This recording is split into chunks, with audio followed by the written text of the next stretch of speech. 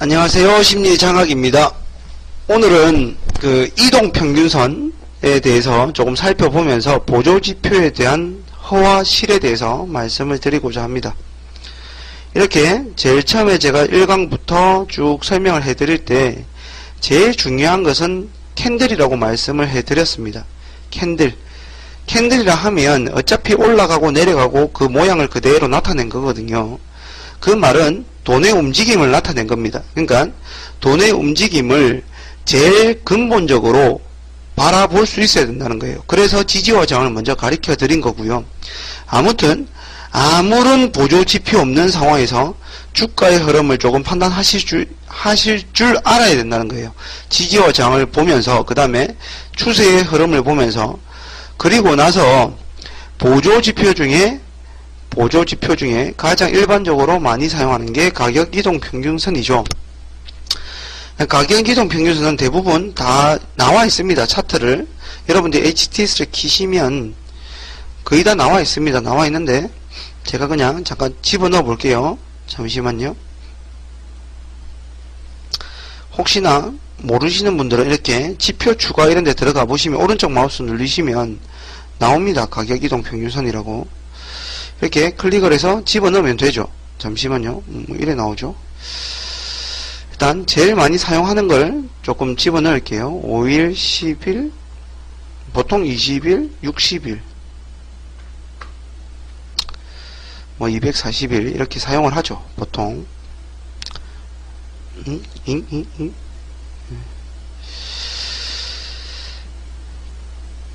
보통 이런 식으로 사용을 합니다. 잠시만요. 눈에 안 들어와서 조금 바꿀게요. 잠시만 기다려 주세요.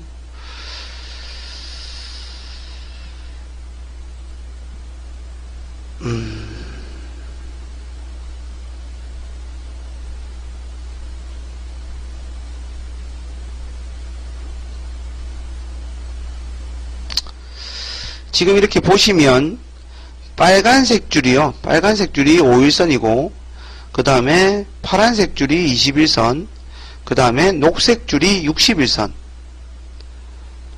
나오도록 해드릴게요. 잠시만요. 위에 보시면 이렇게 나오죠. 5일선, 11선, 21선, 61선, 241선 이렇게 나옵니다. 나오면 이 색깔을 보시면 이제 아시겠죠. 근데 이제 제일 먼저 여러분한테 말씀드리고 싶은 것은 보조지표 중에 하나라는 거예요. 가격이동평균선도. 그 말은 보조지표, 말 그대로 보조하는 역할입니다. 그러니까 실제적으로 매매를 하시다 보면 이동평균선이 굉장히 뭔가 엄청난 뭔가를 제공한다라고 생각을 해요. 사람들이.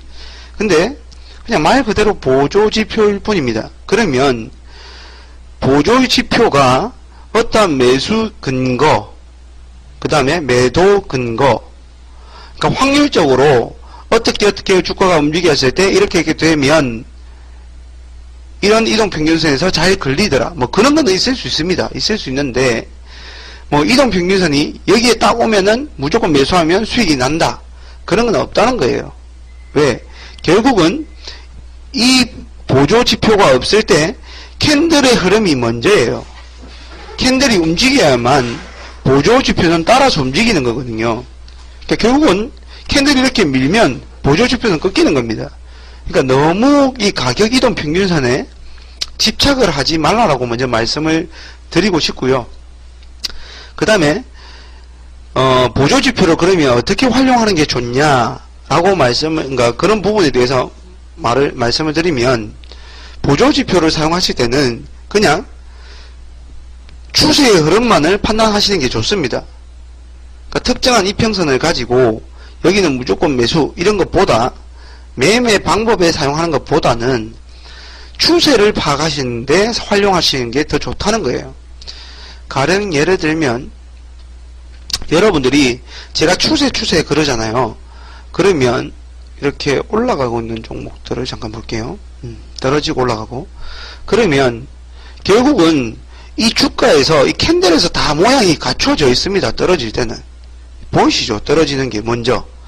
그러니까 얘가 더 중요해요. 지금 제가 줄 긋고 있는 얘가 훨씬 더 중요합니다. 추세가. 결국은 이 캔들이 움직이면 따라서 움직이게 된다는 거예요. 근데 만약에 이렇게 흘러갈 수가 있지 않습니까? 어떻게? 주가가 이렇게 횡보로 이렇게 하고 있을 때 이동평균선이 막 꼬이기 시작합니다. 5일, 10일, 20일 막 꼬여있기 시작해요. 그때 복잡하게 얽혀 있을 때 그 이동평균선이 이렇게 정배열로 5일선, 11선, 21선, 60일선 이렇게 정배열로, 이게 정배열이라 그러죠. 이렇게 단기 이동평균선이 장기 이동평균선보다 이렇게 올라가는 시점일 때 포인트를 잡으면, 매매 타이밍으로 잡으면 조금 더 명확하게 포인트를 잡을 수 있다는 거예요. 그냥. 그러니까 여러분들이 이동평균선을 바라보실 때 추세를 먼저 보세요. 추세를 보시고 장기 이동평균선이 위에 있을 때는 매매를 하지 마세요. 어차피 캔들상으로 보면 추세가 하락하고 있을 때 장기 이동평균선이 위에 있거든요. 단기 이동평균선보다. 그 다음에 장기 이동평균선과 단기 이동평균선을 이렇게 바라보실 때요. 그 뜻은 알고 계시죠? 뜻은 그 5일 이동평균선이라는 것은 그냥 종가상 5일 나누기 5인 거예요. 그러니까 5일 동안 종가를 5일 나누면 5로 나누면 그게 5일 이동평균선이고 60일 종가를 쭉 더해서 나누기 60일 한 게 60일 평균선이죠. 그러니까 별 의미가 없다는 거예요. 오히려 여러분들이 의미를 가지셔야 되는 이동평균선은 따지고 보면 시가 단순이 아니고요. 잠깐 시가 단순으로 되어 있네요. 왜 시가 단순으로 종가 단순으로 되어 있습니다. 보통 종가 단순으로 이렇게 되어 있는데요. 실제적으로 여러분들이 이동평균선을 조금 더 구체적으로 사용하시고 싶으면 가중을 사용하셔야 됩니다. 가중. 왜냐하면 단수는 그냥 종가 나누기 5 날수잖아요. 날수. 아무 의미 없습니다. 솔직히 말씀드리면. 가중이란 것은 그래도 얼마만큼 물량이 들어가서 그러니까 돈의 흐름을 좀 나타낼 수 있거든요. 가중은. 그래서 솔직히 가중을 사용하는 게 솔직히 좀 더 정확합니다. 단순 사용하는 것보다는. 아무튼 그렇게 이해를 하시고요. 그 다음에 이동평균선을 가지고 조금 이해해 봐야 될 부분들은 있습니다. 어떤 거냐면 이동평균선이 결국은 수렴과 확장을 하게 되어 있습니다. 주가의 흐름에 따라서 주가가 이렇게 움직이면 이동평균선도 따라서 움직이잖아요. 그러면 이렇게 만약에 떨어지고 있을 때는 장기 이동평균선이 위에 있겠죠. 당연히 241선, 61선 이렇게 차례로 장기 이동평균선이 위에 이렇게 깔려 있습니다. 왜? 종가가 계속 낮아졌기 때문에 이렇게 현상이 일어나는 거예요. 근데 얘들이 이렇게 쭉 모이기 시작합니다. 모일 때가 수렴이 된다라고 말을 하는 거고, 그 다음에 얘가 쭉 이렇게 나오면서 확장을 합니다. 왜 이럴까요? 결국은 주가가 이렇게 내려오고 떨어지고 올라가고 하니까 따라서 움직이는 거죠. 그러면 이렇게 봤을 때 여러분들이 조금 의미 있게 봐야 되는 부분은 뭐냐면 이렇게 이동평균선이 이렇게 쭉 있어요. 이렇게 모여 있습니다. 이렇게 내려오다가 이렇게 모여 있을 때 이 값이 종가상으로 볼 때는 평균값이잖아요. 평균값.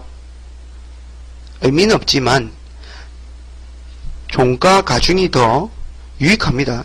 그럼 가중을 놓고 한번 볼게요. 가중을 놓고 조금 달라집니다. 이동평균선 모양 자체가. 아무튼 가중으로 했을 때 이렇게 이동평균선이 이렇게 수렴을 해요. 수렴을 이렇게 합니다.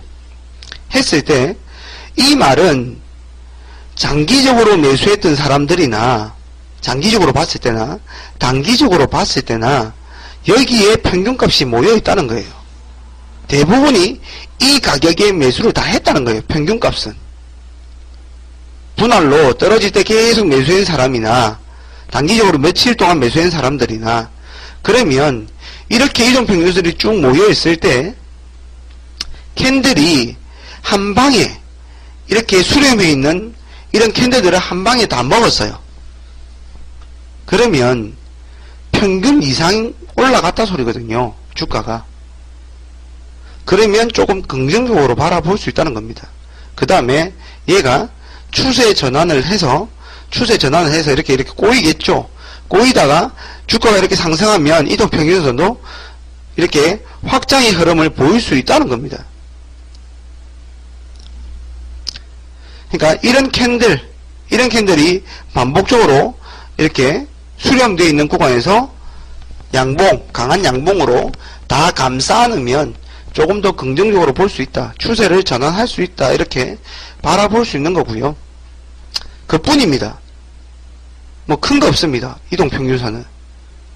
그러니까 여러분들이 매매를 하실 때 그 다음에 또 하나 말씀드리고 싶은 건 어떤 거냐면 이렇게 주가가 5일선이 이렇게 있고요. 여백이 없으니까 조금 여백을 있는 종목들이 뭐가 있을까요? 최근에 급등했는 거. 이런 게 여백이 있죠. 이렇게 보실 때 5일선이 이렇게 있어요. 5일선이 이렇게 있고 단기 급등을 하고 있을 때요. 21선이 이렇게 있고 60일선이 이렇게 있습니다. 이렇게 있을 때 주가가 이렇게 쭉 올라갔다가요. 이렇게 밀립니다. 밀릴 때 뭐 매매 방법은 다 다르기 때문에 어느 게 정답이라고 말씀을 드릴 수는 없는데 여러분들이 잘 한번 생각해 보세요. 5일 이동평균선에 매매를 하려고 기다려오고 있던 사람들이 진짜 5일 이동평균선에 딱 부딪혔을 때 주가가 떨어지다가 딱 부딪혔을 때 매수할 수 있는 경우가 몇 번 있을 것 같습니까? 많이 있을 것 같습니까? 무엇을 말씀해 드리고 싶냐면 주가에 따라서 이동평균선은 움직입니다. 그러면 잘 보세요. 5일 이동평균선 여기에 딱 있을 때요. 주가가 이렇게 쭉 올라갑니다. 올라가다가 한 이까지 떨어집니다. 이까지 떨어지고 얘가 급등을 해버리잖아요. 그럼 장마치고 나면 얘가 이렇게 달라붙어 있습니다.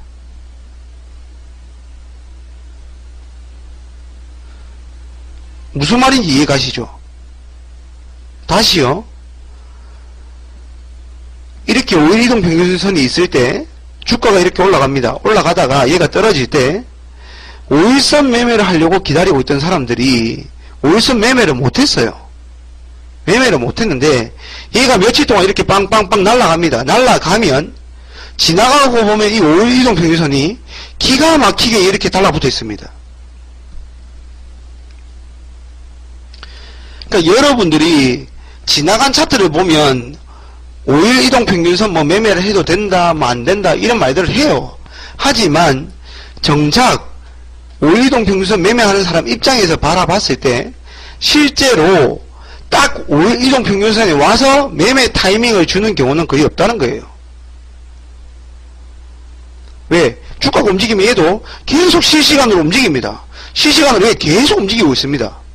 미미하게나마 얘가 움직일 때마다 주가가 움직일 때마다. 그래서 여러분들이 하나의 가격에 이동평균선을 말씀을 드리면서 현상에 대해서 이해하면서 제가 몇 가지 이렇게 더 팁을 드리는 거예요. 딱 5일선에 붙을 때 한 가격에 매수를 하려고 노력하지 마세요. 만약에 5일 이동평균선 매매를 하시는 분이라면 그 인간의 이격도가 줄어들면요. 이격도가 줄어들면 매수 포인트로 생각을 하셔야 됩니다. 분봉으로 바라보시면서. 그러니까 분봉으로 매매를 하는 이유가 일봉상으로 잡히지 않는 것들을 조금 디테일하게 잡아볼 수 있거든요. 그러니까 그렇게 대응을 하시는 게 더 좋다라고 말씀을 드리는 거고요. 이동평균선을 가지고 제가 오늘 조금 더 말씀드릴 부분이 어떤 거냐면 이겁니다. 제가 추세를 굉장히 강조를 많이 합니다. 추세를 가지고 굉장히 강조를 많이 하는데 추세가 이렇게 살아있는 종목들을 가지고 단기 급등이 이렇게 탁 튀어나옵니다. 예를 들면 그때 5일 이동평균선과 뭐 21선 이렇게 따라 올라올 때 당연히 급등할수록 이 5일 이동평균선이 가파를 거 아닙니까? 각도가. 주가가 급등을 하면 할수록 얘는 더 가파릅니다. 점점 가파릅니다. 평균값이니까요. 그러면 저는 단타를 하시는 분들은 최대한 이 5일 이동평균선이 가파른 종목으로 해라고 말씀을 드립니다. 그 이유는 뭐냐면 전부 다 똑같아요. 주가를 급등시킵니다. 얘가 외봉으로 죽을 수 있다 없다? 없습니다. 이까지 끌어올린 애들이 외봉으로 죽으면 자기들도 수익이 얼마 안 납니다. 다시 이렇게 움직여야 된다는 거예요. 그러니까 여러 가지 현상을 바라볼 수 있습니다. 어떤 거냐면 최근에 급등했던 종목들을 잠깐 꺼내볼게요. 떨어지고 있는 것들. 급등했다가 떨어지고 있는 종목들 혹시 생각나는 거 있으면 한 개만 말씀해 주세요. 최근에 어떤 게 있었죠? 윌비스 이런 거 볼까요? 이런 걸 볼게요. 자, 보세요. 이렇게 올라갈 때는요, 빨리 올라갑니다. 왜? 급등 종목들은요, 개인들을 잘 안 태웁니다. 누구나 살 수 있는 자리는 매수 자리가 아닙니다. 급등 종목에서. 나도 보고 매수 자리를, 너도 보고, 다른 사람 제3자도 봐요. 그러면 다 매수할 수 있습니다. 그리고 나서 급등을 한다고요? 말도 안 되는 소리입니다.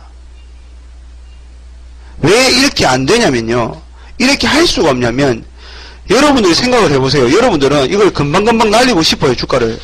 뽑아 올리고 싶은데, 너도 타고 나도 타고 막 다 탔어요, 여기에. 타면, 이 사람들이 가만히 있을까요? 아닙니다.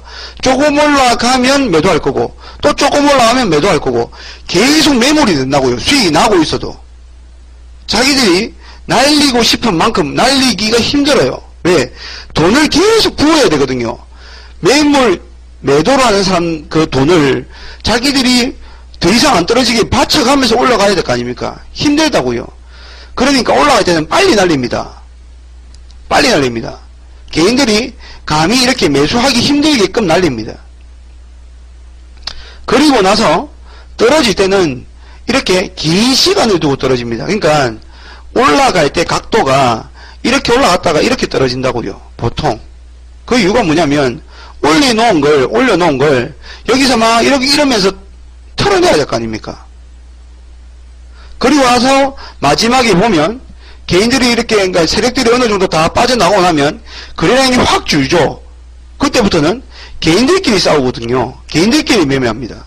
세력이 없는, 주포가 없는. 그리고 나면 거래량이 씨가 마르고 얘가 이렇게 쭉쭉쭉 빠지죠. 개인들끼리 매수를 시키면요, 무조건 떨어집니다. 개인들이 심리가 그렇거든요. 서로 주거니 받거니 하면 개인들은 팔고 싶은 욕구가 훨씬 더 많기 때문에요. 그 다음에 물린 사람이 안 팔기기 때문에 그냥 쭉쭉 밀려서 내려옵니다. 사고 싶은 욕구도 안 생기고.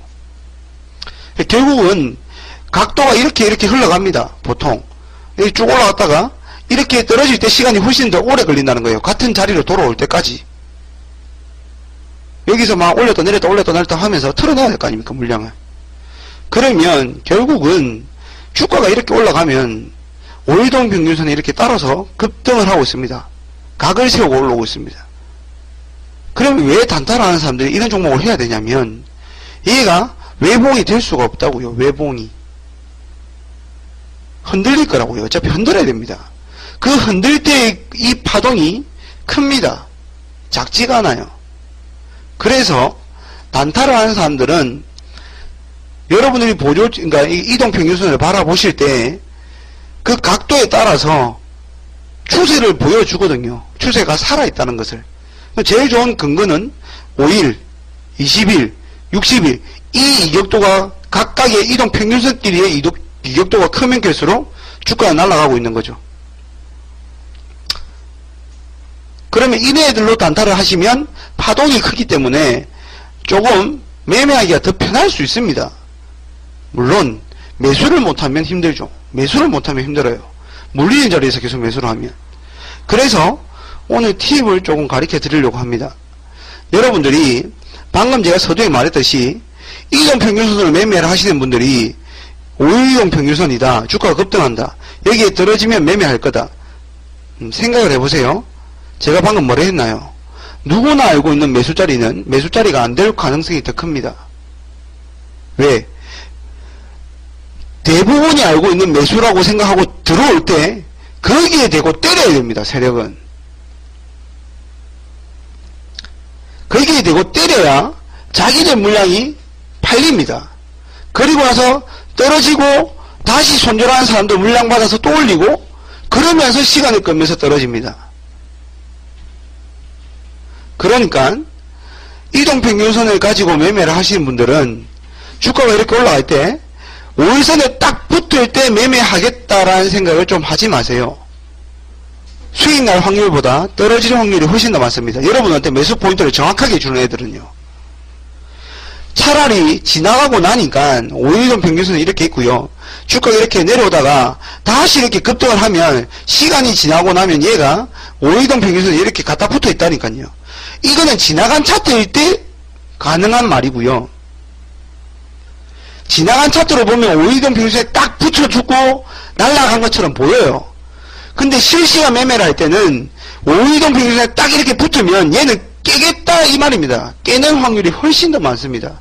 올리는 확률보다. 이거 두 개 차이점을 아시겠죠? 그러니까 이동평균선이 실시간으로 움직인다는 걸 먼저 이해를 하셔야 되고요. 실시간으로 움직이고 있다는 걸 이해를 하셔야 되고, 주가가 올라갈수록 실시간으로 각도를 세우면서 더 위로 갖다 붙습니다. 그럼 종가상으로 보면 아래 꼬리에 딱 붙어 있는 것처럼 보여요.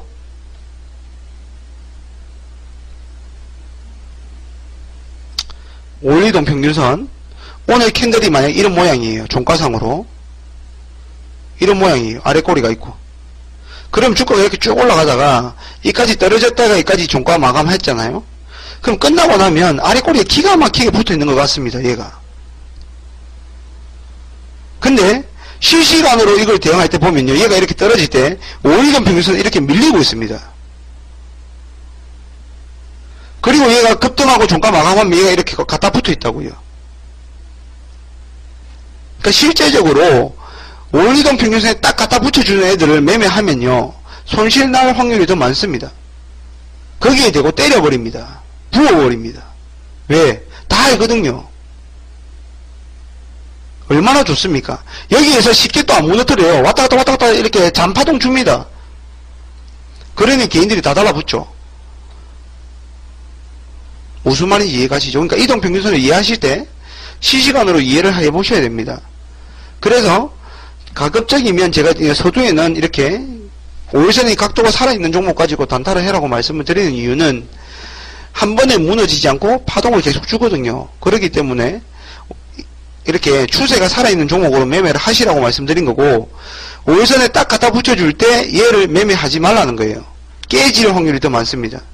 그래서 차라리 여러분들이 조금 매매를 편안하게 하시려면 이렇게 하세요. 어떻게 하시는 게 좋냐면, 가급적 5일선이 빳빳하게 살아있는 거, 각도가 그래도 45도 이상 되는 거, 이 정도 되는 거요.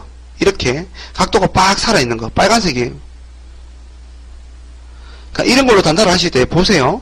어떻게 하시는 게 좋냐면요, 5일선이 이렇게 살아있을 때 주가가 이렇게 올라가다가 깨잖아요. 이렇게 깰 거 아닙니까? 첫 번째 깨질 때 매매하시려고 노력을 하세요. 이 위에서 매매가 자기는 자신 없다 아직, 그러면 매매하지 마시고요, 급등했던 종목을 5일선을 딱 깰 때, 깨고 난 이 음봉이 쫙 떨어질 때요, 이 아래 꼬리를 노리세요. 그러면 확률적으로 먹을 확률이 훨씬 더 많습니다. 왜? 5일선에서 받치고 있던 개인 투자자들 보통 퍼센테이지로 3% 손절 잡거든요. 그럼 누구나 다 살 수 있는 자리에 매수시켜놓고 여기에 물량 떨어냅니다. 그러니까 이렇게 생각하시면 돼요. 오늘 50만 주 그러니까 25만 주 매도하고 싶잖아요. 세력들이 20만 주 매도하고 싶으면 40만 주를 가지고 20만 주는 저거 업어가고 자기들이 자전거를 채 가고 20만 주는 대고 때립니다.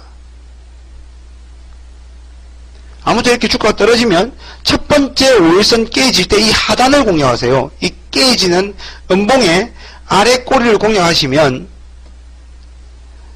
이렇게 된다고요. 5일선 처음 깨질 때가 언제죠? 이날입니다. 이날 아래 꼬리를 공략하려고 노력을 하세요. 이것만 그렇냐고요? 안 그렇습니다. 안 그래요. 대부분 다 그래요. 급등주들. 또 뭐 있죠? 뭐 아무거나 털어보세요. 자, 이 보세요. 5일선 깨졌죠? 급등하다가 5일선 깨졌죠? 그 다음날 파동 준다고요, 대부분이.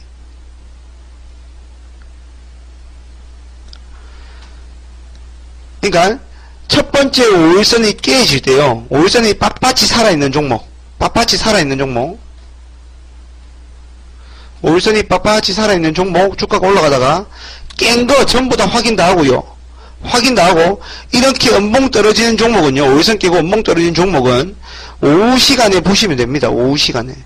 아침에 그러니까 전일 종가 끝나고 이렇게 빳빳이 살아있는 종목들 관종해놓고 있다가 장 이렇게 시작하고 나서 얘가 깨고 내려와요. 그럼 얘를 가지고 1시 반 이후부터 공략을 하려고 시도하시면 됩니다. 음봉 떨어지고 있는 애를. 무리하게 장중부터 막 저점 노리지 마시고요. 장이 좀 좋다. 그러면 한 2시부터 접근하시고요. 장이 안 좋고 전체 시장도 이렇게 흘러내리고 있다. 그러면 한 2시 40분부터 공략하시면 됩니다. 한 10분 동안 아래꼬리 따버리면 됩니다. 이거. 정확한 매수 포인트 같은 거는 그러니까 확률 높은 자리는 있어요. 분봉으로 보면. 그러니까 그것까지는 제가 설명을 드리기는 좀 힘들고요. 그런 게 다 노하우이기 때문에. 그러니까 아무튼 일봉으로 봤을 때 5일선이 이렇게 빳빳이 살아있는 종목 적어도 45도 이상 45도 이상 그러니까 여러분들 볼 때는 굉장히 급등하는 종목일 겁니다. 그리고 있다가 얘를 탁 깰 때 첫 번째 노려라. 첫 번째 다 돌려보세요. 에스코넥 그런 경우 있을 거예요. 자 보세요. 에스코넥 5일선 첫 번째 깰 때 언제 나와요? 확실히 깰 때 이단이고요. 이날 깼고요. 이날이죠. 이날 깨죠. 이날 아래 꼬리 노리면 수익 구간이 있다고요. 5일선 위에 안 올라가도 수익 구간 생깁니다. 보세요. 이날 14%까지 밀었다가 종가가 5%에 끝납니다. 그러니까 이런 날은 장이 안 좋은 날이었을 거예요. 분명히. 그러면 최대한 시간을 늦췄다가 아래 꼬리를 따세요. 따면 여러분들이 손실 날 확률이 훨씬 더 줄어듭니다. 확인 다 하고 하기 때문에. 지나간 것도 보여드릴까요? 5일선 깰 때 한번 봐보세요. 그러니까 5일선이 이렇게 쭉 올라가요. 쭉 올라가다가 5일선 깰 때가 언젠가요? 살아있죠? 얘 깼죠? 아래 꼬리 공략했으면 잘 보세요. 이거 이렇게 되면 여러분들 잃었다 생각하죠? 안 그래요. 이날 아래 꼬리가요. 마이너스 8%입니다. 8%고 이 8%에서 이날 고가까지만 하더라도 4%에 6%, 10%짜리입니다. 파동이. 아래 꼬리부터 고가까지 10% 파동이 나옵니다. 종가로는 음봉일지 모르지만 장중에까지 다 치면 아래 꼬리부터 고가까지 나온다고요. 파동이. 그러니까 종가까지 홀딩하라 소리가 아니고요. 단타잖아요. 단타. 단타니까 이렇게 5일선 잘 보세요. 깨졌죠? 깨잖아요. 깨면 까세요. 따세요. 이거 아래 꼬리. 그러니까 여러분이 실력이 높으시면 이날도 5일선 깼죠. 첫 번째 깨죠. 이날도 깨죠.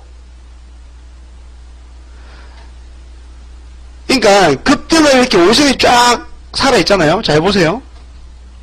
5일선이 이렇게 쫙 살아있다가 이날 깼을 거 아닙니까? 5일선 깼어요. 얘. 이 아래 꼬리 따면 종가상으로 이렇게 될 수도 있죠. 이게 종가상으로 양봉 됐죠. 그러면 양봉 하다가 또 깨면 음봉이 나올 거 아닙니까? 또 따는 거예요. 그러니까 시간을 잘 고려해 보시면 여러분들이 훨씬 더 편하다는 거예요. 매매가. 그러니까 전체적인 이동평균선이 가진 의미는 그닥 없습니다. 왜? 모든 이동평균선의 전제가 뭔가요? 캔들입니다. 캔들이 먼저 움직입니다. 돈의 흐름이 먼저 나온다고요. 그리고 와서 따라서 움직이는 것 뿐이에요. 이동평균선은. 그러니까 캔들로 추세를 이해하면 굳이 이동평균선으로 추세를 이해할 필요가 없어요.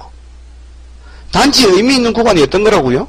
그냥 이동평균선이 여러 개 쫙 모여있을 때 수렴했다라고 표현하고요.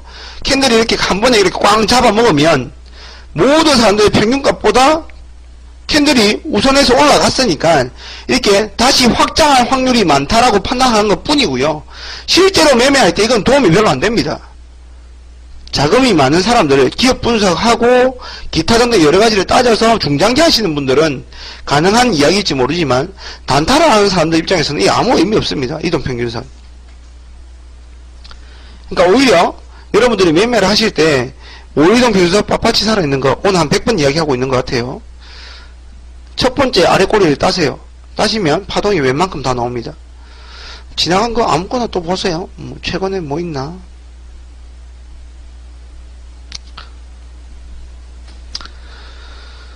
쭉 급등했던 거 볼게요.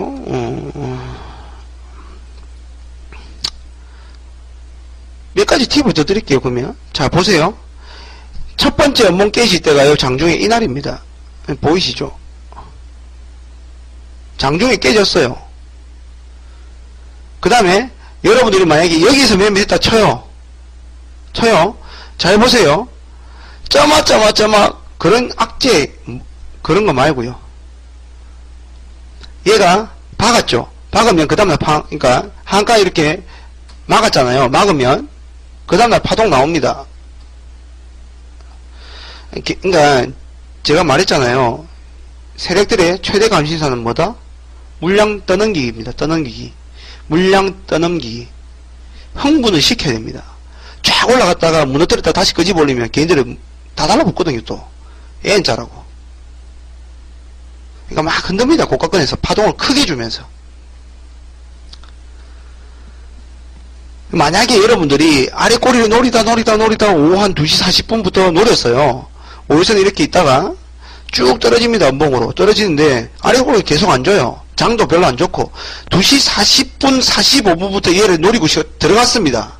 들어갔는데도 종가가 아래 꼬리 한 개도 없이 더 밀려서 이렇게 끝났어요. 이럴 때는 어떻게 대응하는 게 좋냐면요. 그 다음날 5% 이하 밀리잖아요. 만약에 갭 상승이 나올 수도 있고 갭 하락이 나올 수도 있잖아요. 있는데 얘가 갭 하락으로 만약에 나왔어요. 나오면 비중 조절만 잘 하시면 얘도 수익 내고 나옵니다. 얘가 갭 하락 뜨고 5% 이상 밀리잖아요. 그러면 아래 꼬리 달고 쫙 올라옵니다. 보통 다 그래요. 아무튼 확률적으로 5일선 아래 꼬리 있다는 게 제일 유리합니다. 급등주 매매할 때. 여러분들 5일선 위에서 매매하는 게 두렵다면 5일선 매매에서 위에서 막 날아가고 있을 때 매매하는 게 두렵다면 5일선을 깨고 내려온 첫 번째 연봉을 노려라 입니다.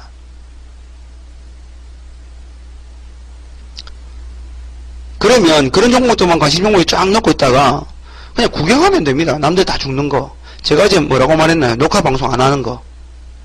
남들 죽어나가는 걸 공부해라고 했잖아요. 올라가는 걸 따라서 막 이렇게 어떻게 하면 올라가더라 그 공부하지 말고 개인들을 어떻게 떨궈내는지를 공부해라고 했잖아요. 그것처럼 떨궈낼 때 5일선에 받치고 있는 애들 물량 싹 다 떠넘기면서 죽여버립니다. 처참하게 죽인 다음에 다시 끌어올립니다. 근데 안 끌어올릴 수가 없어요.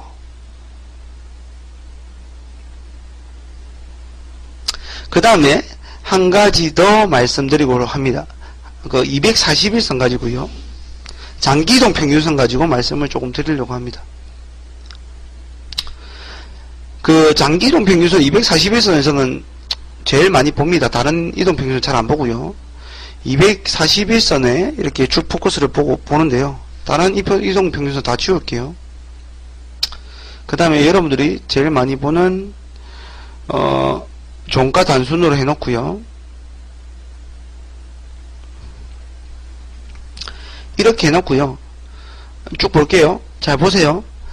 어떤 테마주에 엮여 있습니다. 가령 예를 들어서 그러니까 여러 종목이 한꺼번에 훅 상한가를 가면 테마주에 대해서 막 뉴스도 뜨고 그에 대한 자료도 발표하고 뭐 하면서 테마주에 엮인 걸 알 수가 있습니다. 테마주는 단독으로 날아가는 게 아니라서.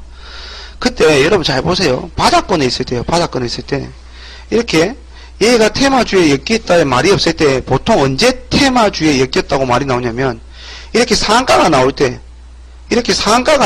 테마주에 엮였다라고 이제 이렇게 막 뜹니다. 뜰 때 여러분들 잘 보세요.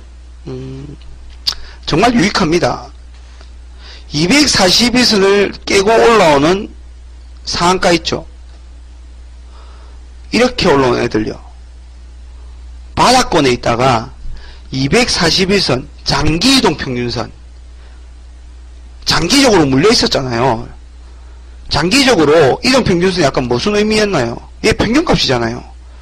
그러니까 계속 분할해서 매수했는 사람이 있다면 그 사람들의 평균값이에요.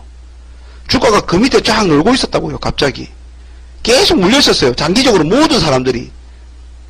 근데 갑자기 이 평균값, 오랫동안의 이 평균값, 이걸 깨고 상한가가 빵 한 방 올라옵니다. 네, 그 1년치. 올라오면 이 상한가는 유심히 살펴보셔야 됩니다. 얘가 급등주가 될 확률이 많습니다. 241선을 깨고 올라오는 종목. 또 보실래요? 우리들 생명과. 제가 다른 건 말 안 했어요. 상한가만 말했어요. 이렇게 여러분들이 상한가가 출현하는데 241선을 빵 먹잖아요. 시간이 지나고 나면 대부분 급등 종목입니다. 제가 양봉으로 올라온다라고 말했나요? 안 그랬어요? 장기이동 평균선 241선을 상한가로 먹고 치우고 올라온 애를 말씀드린 거예요. 아셨죠? 뭐 양봉으로 먹고 올라오는 거 그런 거 의미 없습니다.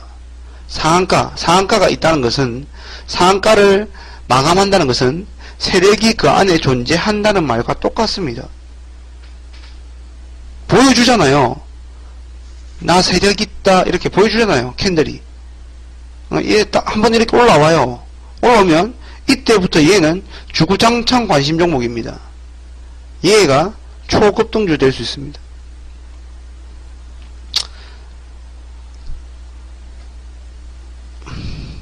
물론 테마 분석, 재료 분석, 기업 분석 이런 걸 더 잘하면, 종목 분석 이런 걸 더 잘하면 더 좋겠죠. 여러분들 그냥 보세요. 상한가 먹었죠.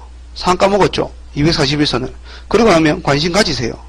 시세가 계속 분출될 확률이 많습니다. 여러분들 지나간 테마다 다 돌려보세요. 그러니까 이런 애들이 힘든 애들이고요. 매매가 깨고 올라오는 애가 아니잖아요. 그러니까 많이 보시면 여러분들이 241선 먹으면서 올라온 상한가들이 많아요.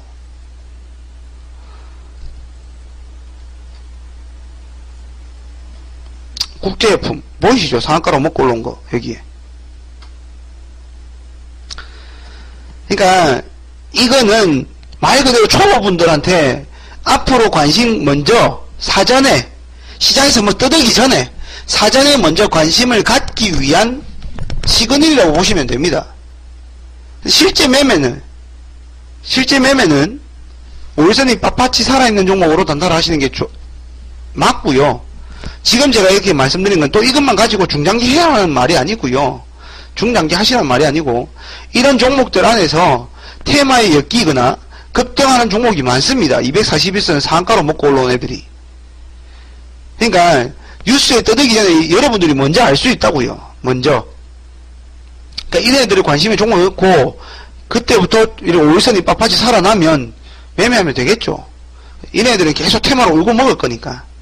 앞으로 재료를 막 노출시키면서.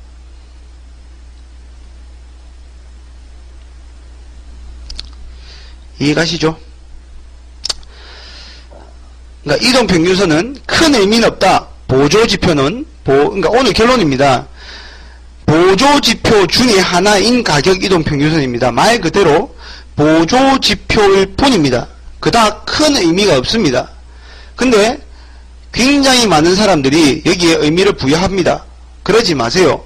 캔들이 먼저 합니다. 캔들이. 주가가 먼저 움직입니다. 따라서 움직일 뿐입니다.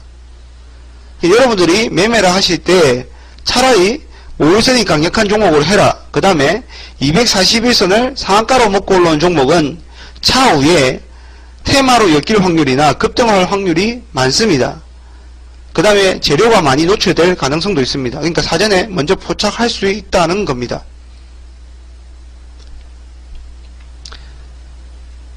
그 다음에 여러분들이 종목을 이렇게 매매를 하실 때요, 그 종목들의 특징을 좀 잘 살펴보세요.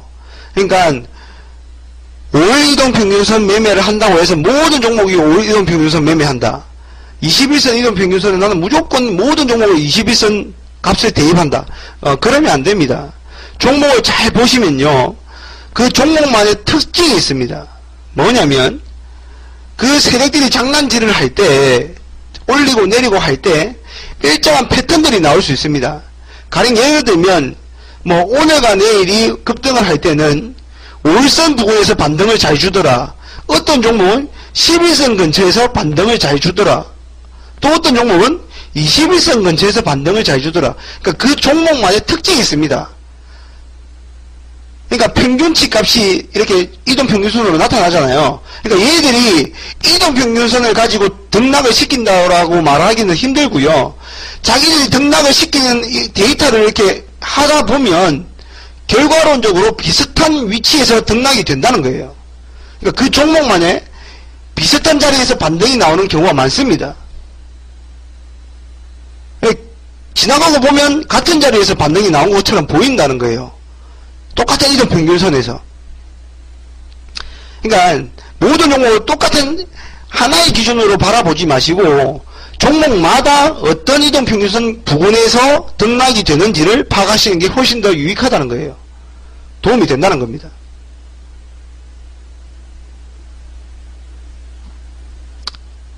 그 다음에 그 캔들로만 했던 지지와 저항과 똑같은 맥락입니다. 잘 보세요. 그러니까 얘가 제가 제처음에 캔들로 지지와 저항을 이렇게 했잖아요. 그 다음에 이렇게 사선 가르쳐 드렸잖아요. 그와 똑같은 맥락입니다.